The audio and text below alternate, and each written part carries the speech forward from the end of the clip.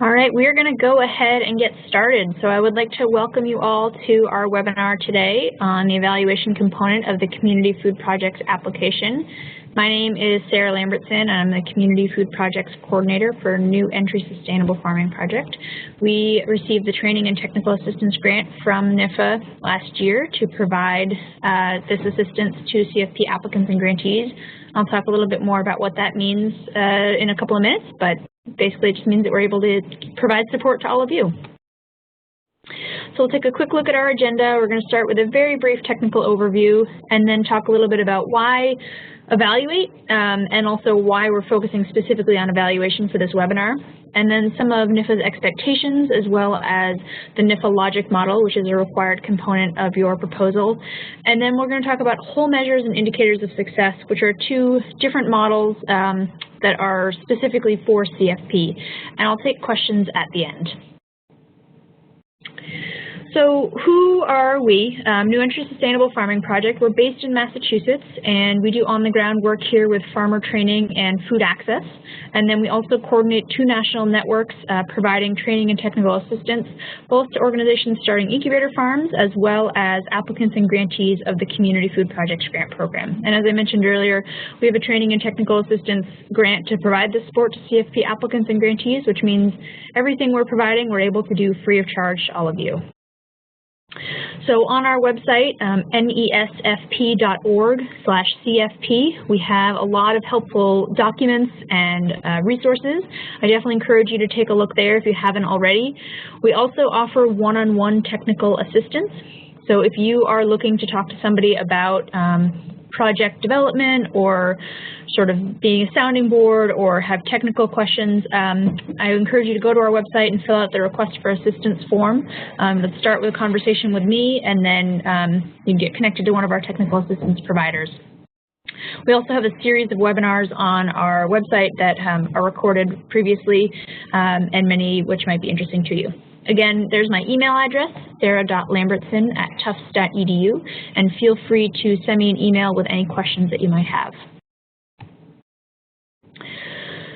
So why evaluate? And first off, why focus on evaluation? Evaluation is just one component of the proposal, and we're focusing on it specifically because our contacts at the USDA and at NIFA who are coordinating this grant program over the past couple of years has really identified evaluation as an area that needs improvement, that they feel like it's not something that the projects are focusing on fully, and they really want to see strong evaluation components moving forward. And then, so why evaluate? So that's why we're focusing on it specifically. And so why evaluate? One, the USDA wants you to, but that's not really the ultimate reason to do it. There are a lot of reasons that are really beneficial to your project that it's worthwhile doing. So it gives you feedback on your project, which allows you to understand a couple of different things. So first, it allows you to understand if you're meeting your goals or headed towards your goals.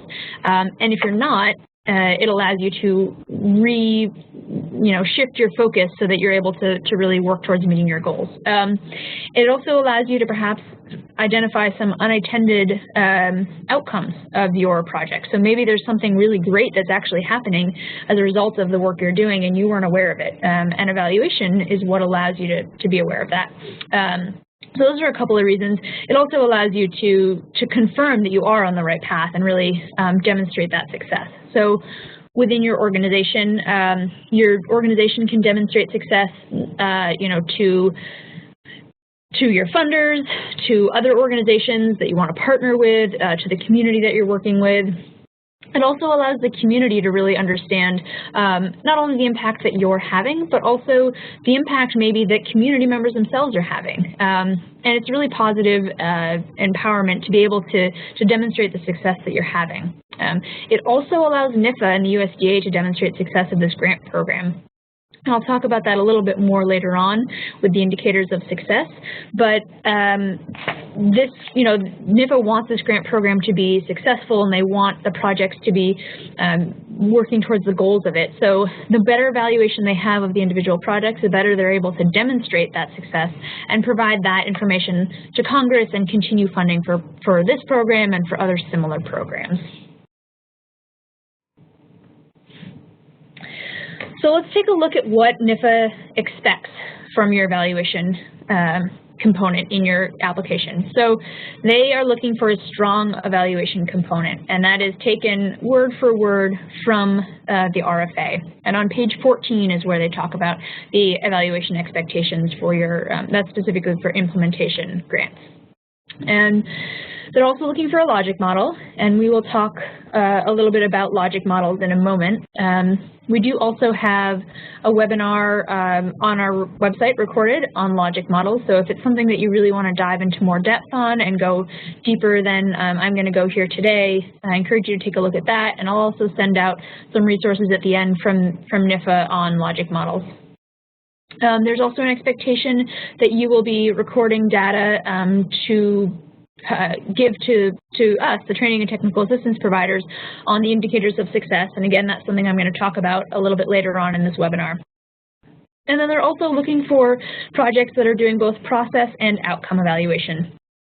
So process evaluation is really looking at the way that you're accomplishing your project. And it's identifying, is this the most efficient way to do it? Are there better ways to do it? Does this process work well for our stakeholders? Is there something else we should be doing? And then your outcome evaluation is really trying to understand, well, what is it that we're achieving? Are we meeting our goals? What is our outcome? So there's two different forms there, and ideally they're looking to have both.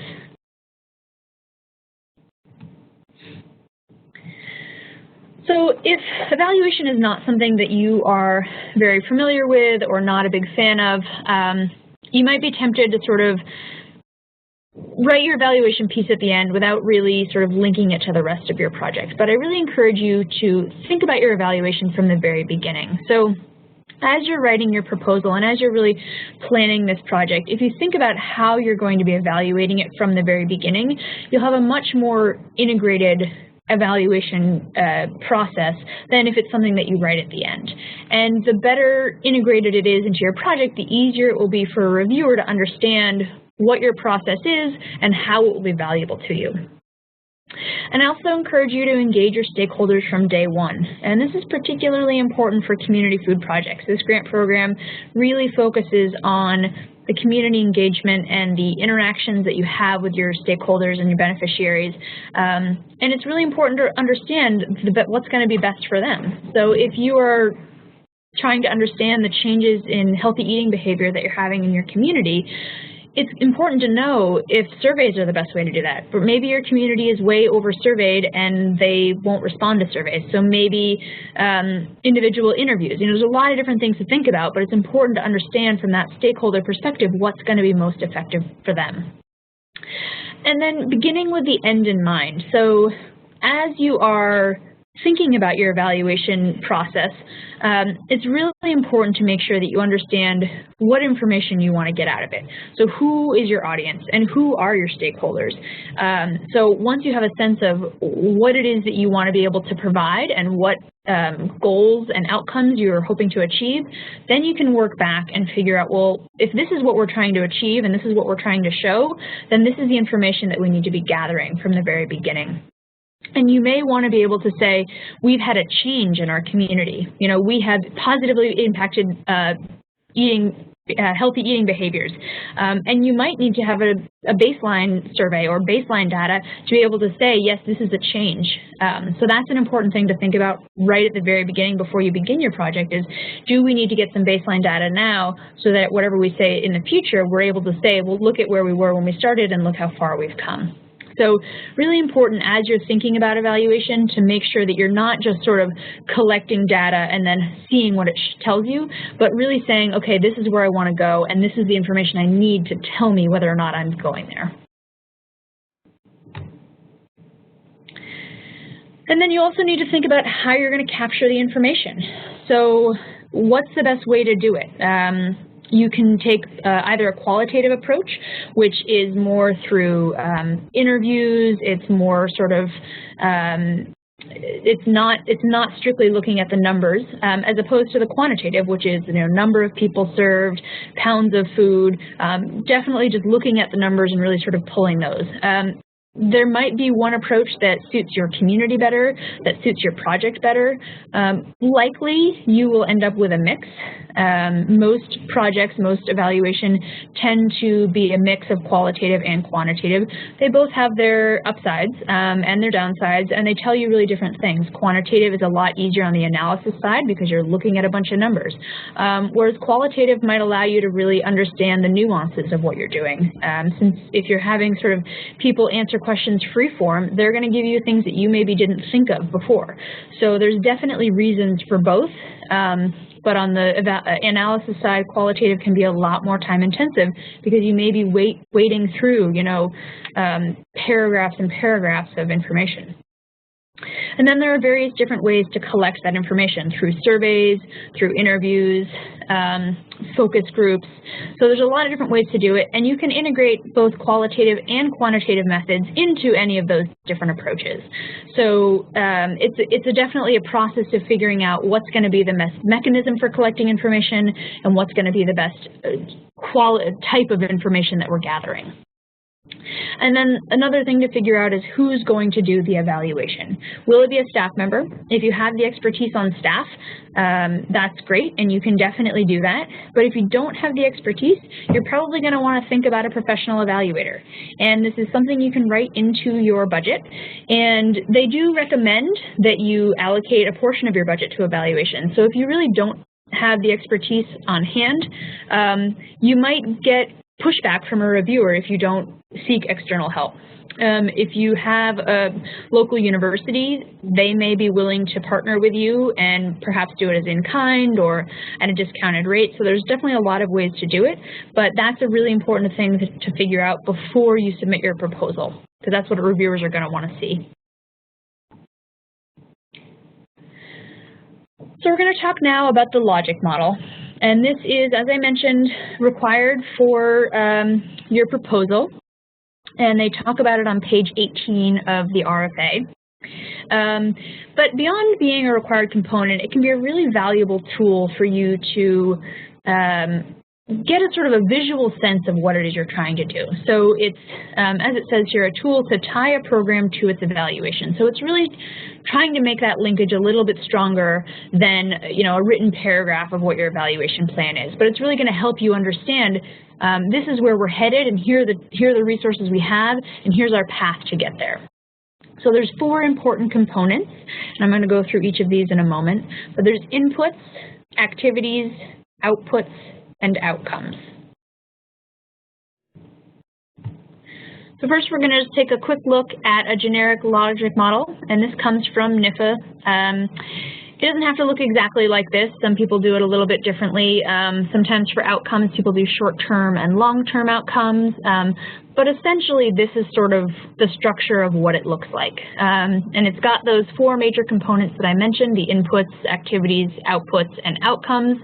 And then they also have a couple of other factors, the situation, what is contributing to your particular situation in your community that's making this project necessary? What are the assumptions that are underlying this project and other external factors? So those are kind of around the edge. And it really just allows you to sort of look visually at all the information that you have and say, all right, so here we're going to start here and we're going to walk through, and this is where we're going to end up. And I'm going to go through these in a moment, but when you're putting this together, you actually want to start with the outcomes. The outcomes are really sort of the long-term, big vision. What is it that we want to get out of this project? And you start there. And then you go back to your inputs and say, well, here's what we have available to us, here's what we're going to do, here's the number of people we're going to impact, and that's going to lead us to those outcomes. So that's the process that you go through to put it together. So inputs are dedicated to or consumed by the project. So they could also be called resources. It could be staff, facilities, funding, equipment. So to use an example to walk through this logic model, let's say you are designing a healthy eating program, and what you have available to you are staff trained in healthy eating, you have a kitchen available to you, and you have produce from a local farm. The next thing is your activities. So what are you going to do with those resources?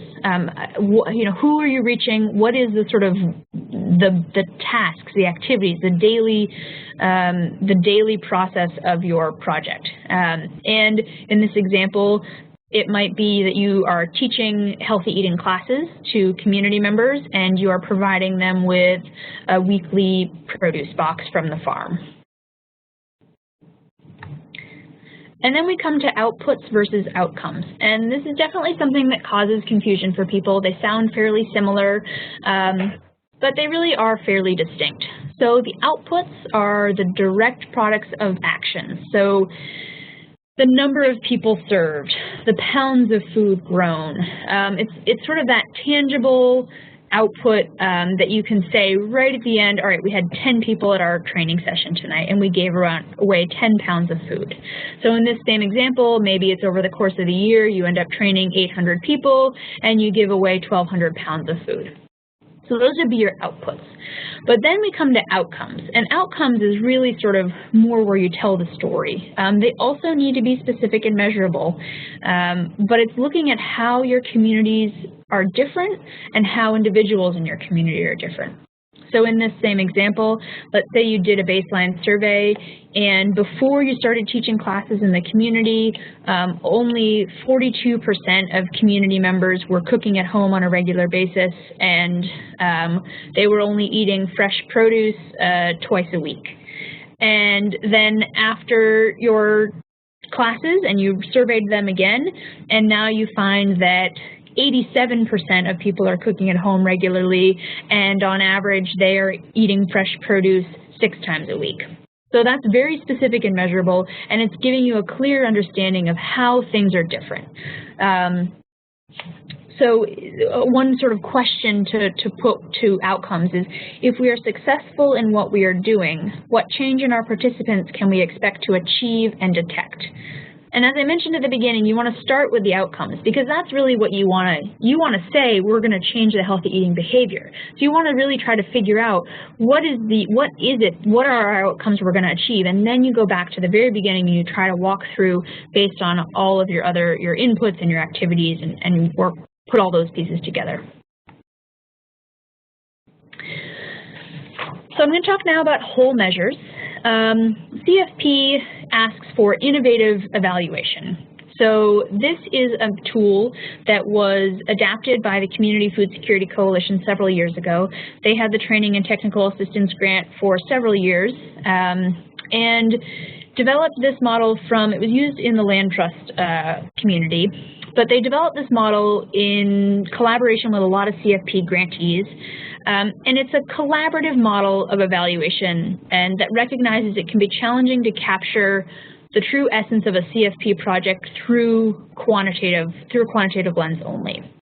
So it's really sort of an empowerment evaluation tool that engages stakeholders and creates a space for dialogue. So it's not just the program staff evaluating their progress, but it's really engaging the people that are being impacted by your project in that evaluation process to understand sort of in more depth the impact that your project is having. This tool can also be used for planning. It has a lot of versatility. And there's actually an entire webinar just on whole measures on our website as well. So I'm not going to go into a lot more depth, but I will also I'll send you a link to that, as well as some resources specifically on whole measures if you're interested. And they've broken whole measures down into 6 major categories. And this is what they pulled together with the work of the CFP grantees, really trying to understand the breadth and depth of what CFP projects nationally are doing. And so they looked at these 6 categories: justice and fairness, strong communities, vibrant farms, healthy people, sustainable ecosystems, and thriving local economies. And so the way it's broken down, it really allows you to dive into depth in all of those different topics. So then Indicators of Success was developed out of the whole measures. And again, this was the Community Food Security Coalition that originally developed it. And New Entry, as the TA provider starting a year ago, we have taken over the creation of the Indicators of Success report. And we collect data annually from the current grantees in any given year and put together a report that we send to the USDA.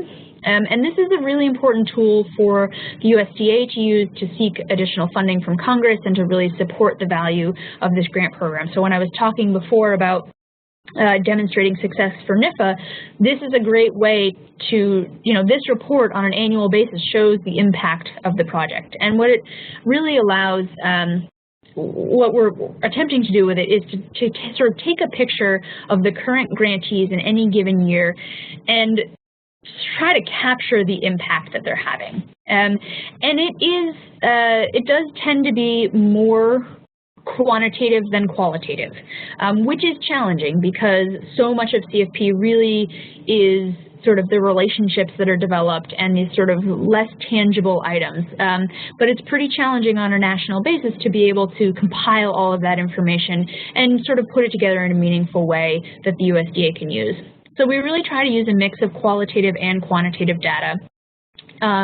So really trying to understand the pounds of food, the number of people served, the new leadership positions created in your community, how frequently your farmers markets are operating, trying to just really get a sense of overall what is this grant program producing in any given year.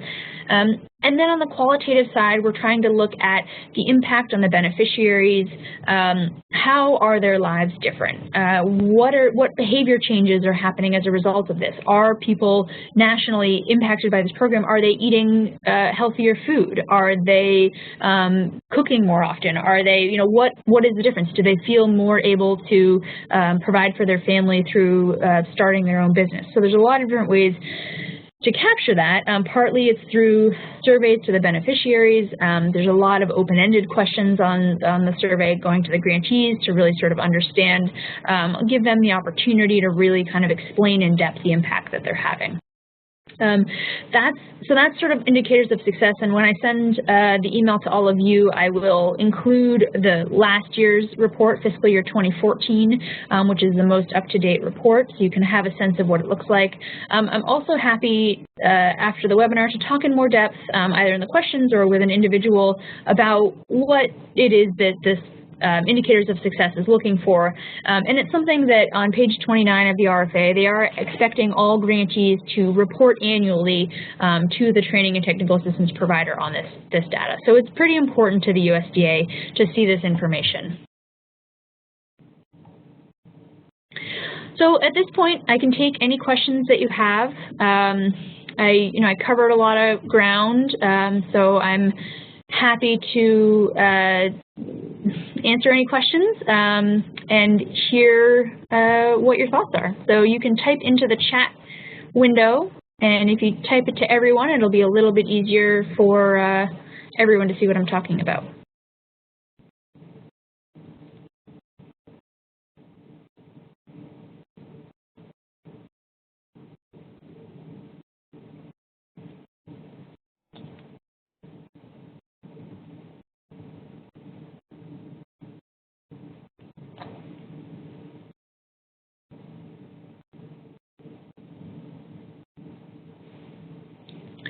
So it doesn't look like we have any questions coming through. I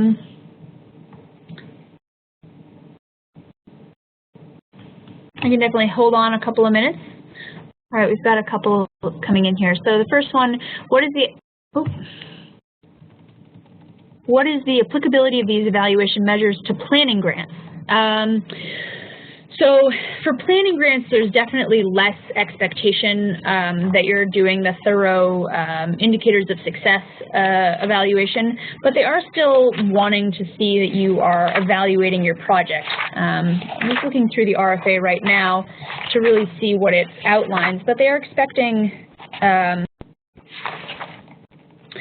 actually, looking in the RFA right now for the planning grants, they're actually not looking for a specific evaluation component. So it's not necessarily an expectation in the RFA, but I would say that if you're doing a planning grant, that it would be very important to make sure that you are evaluating your progress so that at the end, when you're looking for additional funding, you're able to say, here was the impact we had, here's how we did it, here's how we would improve the process moving forward, so here's what we learned. All right, so the next question, do you have any good ideas of how to do a process evaluation?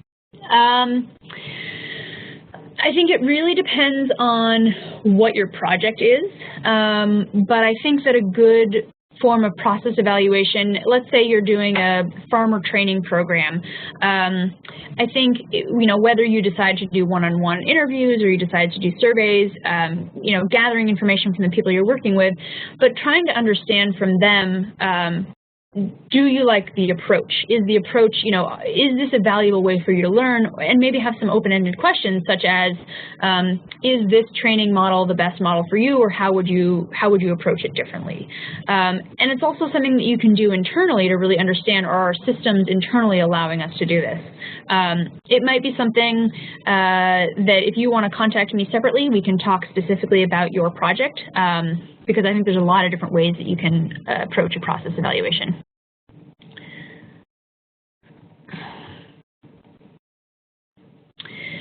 So someone's asking if there are specific questions or indicators to report on, or if they can sort of make up their own as they fall into the whole measures areas. And there are specific indicators, and I'll share the report with you from last year, which I think will be valuable and help with getting a sense of what those indicators are. And I can also share a survey guide that I've put together for the current survey, and it may change year to year, but it won't change drastically, but it'll give you a sense of what those expectations are for the data to be collecting.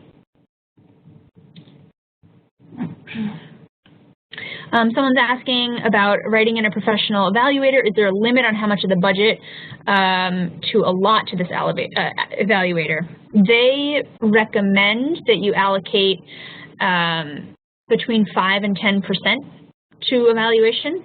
So I wouldn't say that there is a limit or necessarily a sort of strict guideline, but that's sort of the expectation or suggestion that they put in the RFA.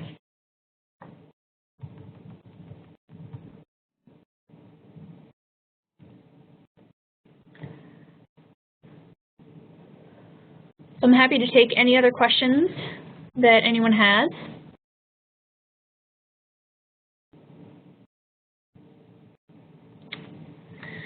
So what evaluation methods can be used to determine health status of participants? That is a great question.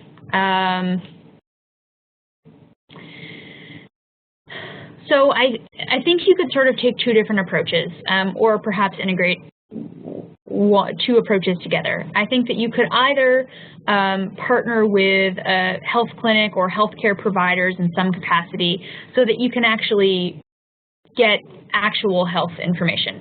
Maybe you could get blood pressure, and they probably would not be able to provide that for individual people, but if you were partnered with them, they might be able to sort of say, blanket overall, here's the blood pressure, and here's the cholesterol level, and various other things like that. So that sort of could be one approach.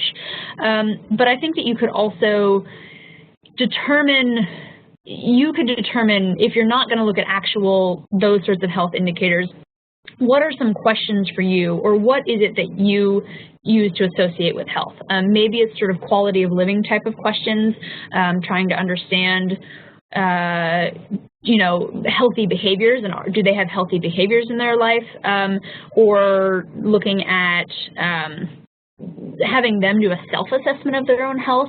That's not going to be quite as sort of concrete, but it's a way that you could do it without necessarily needing to partner with a healthcare organization, and people might be a little bit more receptive to it. So those are a couple of suggestions. Another question, a follow-up question on the indicators. Should we outline the other indicators we plan on collecting even outside the indicators of success, or is it not necessary for CFP? I think it's absolutely, I think it's great to talk about what you're going to be doing outside of indicators of success. And I think what's kind of neat about indicators of success is that we are looking at all the programs nationally, but CFP, the projects are so unique and so designed towards their communities that there's no way that indicators of success is ever going to capture everything that's valuable to you. So I think it's definitely important to talk about what you're going to be looking at beyond the indicators of success, if you know them. And it will just show the reviewers that you've really thought in a lot of depth about what it is you want to know and how you're going to achieve it. The next question is, did you say the email the webinar PowerPoint and the evaluation directly to us, yes, I will email you afterwards. Probably tomorrow morning. I'll send you a recording of this webinar as well as the PowerPoint and some resources that I mentioned throughout the webinar.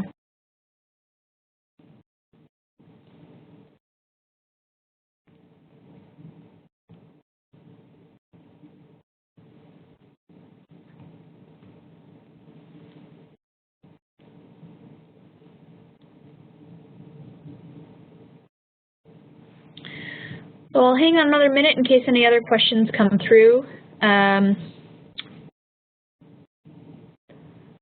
All right, so if we are located in a promise zone, what additional assistance is available to us?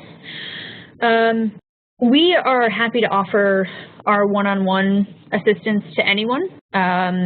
So that doesn't necessarily apply specifically to promise zones, but I would encourage you, if you're looking for more support and some one-on-one assistance for your project, to definitely reach out to me. My email's here on the website, or to go to our website and take a look at what we have in our request for assistance form.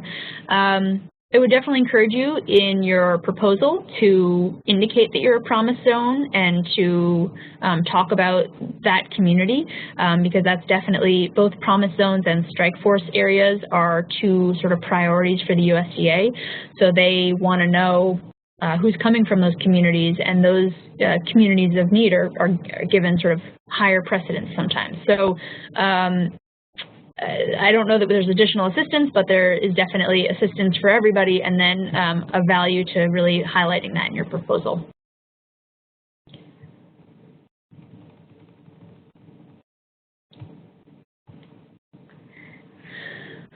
All right, so it doesn't look like we've got any more questions coming in. Feel free to type them if you've got them. But in the meantime, I just want to say a big thank you to all of you. I appreciate your time today being on the webinar. I hope that it was valuable to you. And I really encourage you to take a look at our website, to seek assistance from us if that's helpful to you. There's just about 4.5 weeks now until the deadline, which is November 30th at 5 p.m. Eastern. We do also have a webinar on our website that I did on Monday on using grants.gov for the CFP application. So if it's not a familiar process to you, I would definitely encourage you to take a look at that and understand what the process is needed to apply on grants.gov. And I think for now, we can end there, and I just appreciate all of your time. Another question did come in. Can we submit as early as November 23rd or 24th?